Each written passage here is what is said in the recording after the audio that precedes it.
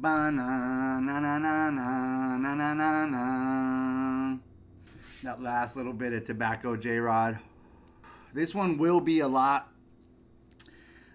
This one won't be as long. So for anyone listening and or watching, I'm recording this, and I'll drop it on my podcast so you could have it as well. So this would be like GTL Deep Dive number 3. So J-Rod, if you haven't listened to numbers 1 and 2, I highly suggest you listen to 1 and 2, and then obviously you're going to hear this one. First, I want to say, J-Rod, I'm super proud of you, bro. Watching that video yesterday you sent me, dude, I was fucking, I was dying laughing, bro. And I'm super proud of you. Like, I'm super, super proud of you. And I think what's unique or special about this GTL Deep Dive is that because I am speaking to you, J-Rod, and that to me is really important because you firsthand have seen my journey, not only as a person, as a trainer, as a coach, as a guide, as a friend. And so it's really cool to be like, damn, I think, when did I meet you, J-Rob? When you were like 15 years old, I think sophomore in high school for baseball.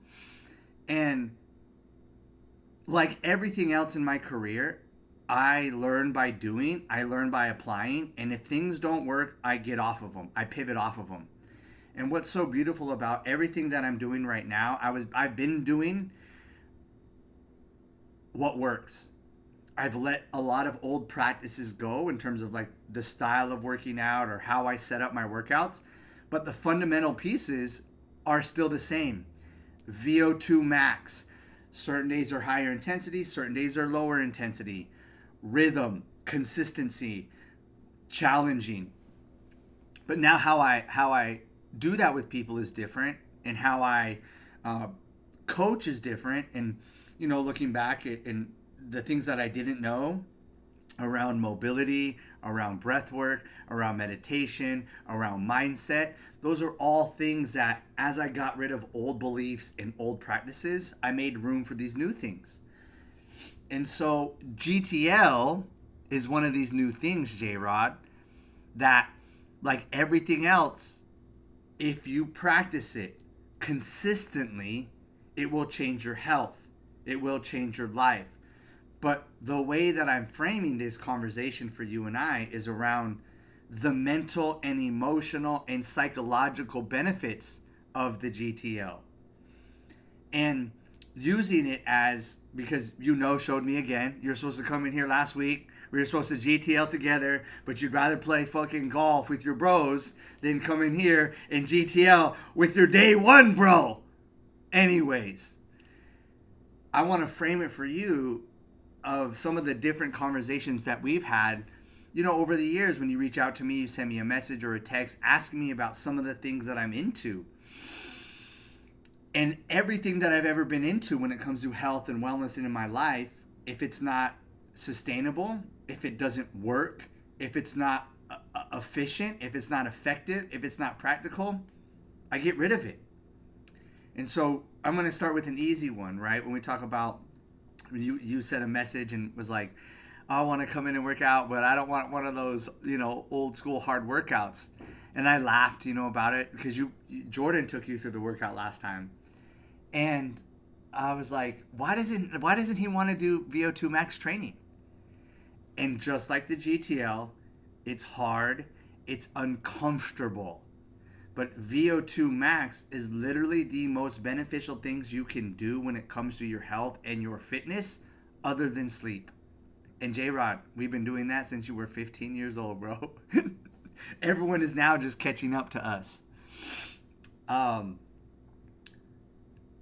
And I think getting to know you over the years and watching you just grow as a man, as an individual, and the things that you're into and the things that you're taking on in your life, where it's when it comes to like stress, anxiety, worry, VO2 max helps you negate stress, anxiety, and worry. It uses the same physiological pathways, but at a higher intensity. The difference is after you do something like a high intensity VO2 max session, you're actually way more relaxed. But unfortunately, it sucks. It's not comfortable while you're doing it. And it doesn't work if you only do it once every now and then. It has to be something that is twice a week, maybe 3 times a week. Then we get into like the sauna and the nasal breathing with you, J-Rod. And again, I'm really proud because you've done it, you tried it, and you sent me a message. But can you just keep doing it every time you get into the sauna? Because every time you do it and you get into the sauna, some days are going to be easy, some days are going to be hard. But every time you do it, J-Rod, you personally are facing the stresses, the anxiety, the worries, the self-doubts, the different questions that you have, not only about yourself or your life or decisions or choices. You have to sit with that. And what happens when you do nasal breathing and you're in the sauna, the same physiological pathways as stress, anxiety, worry, panic, shortness of breath, they all light up. Your brain is like, oh my God, oh my God. And through your breath, you have to calm yourself down. So right now, VO2 max, natural, healthy, hard. Nasal breathing sauna, natural, effective, hard, right? Uncomfortable, scary. Both the sauna, nasal breathing, and the VO2 max training, similar neurological pathways, physiological pathways that are happening inside of your body and in your brain. Now we get to the GTL. Again, J-Rod, one of the things I love about you, bro, is that you watch me over the years and you're like, this motherfucker is crazy. But you see that if Joey does something, it works. It's effective. It's healthy. It might look crazy to the untrained eye. It might look crazy from the outside in, but it's all just natural. It's natural. It's healthy. It's self-empowering. It's self-belief. It's courage. It's doing hard things consistently. It's challenging yourself without the unnecessary need for hype or external factors or external motivation or external validation. It's like, damn, Joey just does these things because this is literally what makes him so vibrant and full of life and so resilient. And, how many times, Jared, have you seen me over the years get knocked down? How many times over the years have you seen me go through failure and hard times and struggle and shift and change and OPT and marketing and trainers and friendships and clients? It's like you've really seen me go through this whole thing, bro. And these are the things that help me stay in a good way, help me stay in a good mindset, help me stay positive, help me stay believing in myself, help me stay challenging myself. I don't need to have some external crazy obstacle to try to motivate me to climb up and over. It's like, man, I'm just going to eat GTL every day for the next 6 months. Do you know how hard that is, dude? It's so hard for people to just do one simple thing. When I tell people how I started into meditation, every day for 40 days, 5 minutes of stillness and silence. That's it, just 5 minutes. It was the hardest thing, like to sit still. And when I say still, no movement. Still. In silence for 5 minutes every day for 40 days. And that, I've done all different kinds of challenges now and variations. But if I were to say, hey, just GTL every single day for 6 months, and you're going to see really what happens to you psychologically, emotionally, and you got to wrestle with those things. And it's the simple things that usually knock people off the path. It's the saying, the devils are in the details. Tiny little GTL. But my challenge for you, J-Rod, is that I don't think it tastes good. I think the turmeric tastes great. I think the lemon tastes great, but ginger is not. It's not like I'm like, God, it tastes so good, my mouth is watering. When I say my body craves it, it's because my body was needing it. My body needs certain nutrients because I've retuned myself to what is natural and healthy for me. And that's a part of cleaning. It's a part of decluttering inside yourself, inside of your mind, J-Rod, inside of your body, J-Rod, like the decluttering, the cleaning process. And so when you have something that's healthy, raw, natural, and our first instinct is to reject it, we should just be like, I wonder why. Why is my first instinct to, I don't want to do VO2 max training, or I only want to do what's comfortable for me. When maybe it's a sauna, maybe it's the ice, maybe it's the GTL, maybe it's sitting down and cooking a meal, maybe it's not drinking alcohol, maybe it's not insert anything, right? What if it's removing that stuff and retuning what's healthy for you? Because it's not natural to be high anxiety, high stress, high worry, high paranoia, high self-doubt, high self-judgment, high perfectionism, high fear of failure. That's an unnatural state for us, meaning out of balance. Because stress, worry, fear, all that, it's a part of life. Even back in our ancestral days when we're fucking out in the wild hunting or running from a fucking bear, lions, and tigers. But not to consistently live that way. That is unnatural. But GTL, ginger, turmeric, lemon, natural. Literally, you could go to the fucking earth, grab it, dust it off, eat it. It don't get more natural than that. But the challenge for you is, why does your body have that negative reaction? And can you get past the physical part and begin to ask yourself, where else do I approach this in life? That I approach it with resistance, or it's going to be hard, or this is going to taste gross, or God, I want to fucking throw up, or blah, blah, blah, blah, blah, whatever that inner dialogue is. That inner dialogue is is arising in many different areas in your life, J-Rod, all the time, but in smaller doses, on smaller, subtle ways. But eventually it piles up and piles up and piles up and piles up, and it suffocates us. And that's anxiety and stress and worry. And so then we have to find ways to keep changing or keep maneuvering our way so we don't have to sit and face it. But what I love so much about you, J-Rod, is that your willingness and courage to try, to dip your toes in the water. And what I'm saying is, don't dip your toes in. Go fucking swimming, man. Sit in these things. And when you take the GTL, say a little prayer, say a little affirmation, ask for a little help, however that is for you. Today I'm going to work on this. Eat the GTL, and that's what your focus is on. Today I want to do this. Every day I say a little prayer into my GTL, talking about help me stay positive, help me stay cohesive, align me with my intentions, help me see what it is, because it's really happening in my body. What it's happening in my body. When I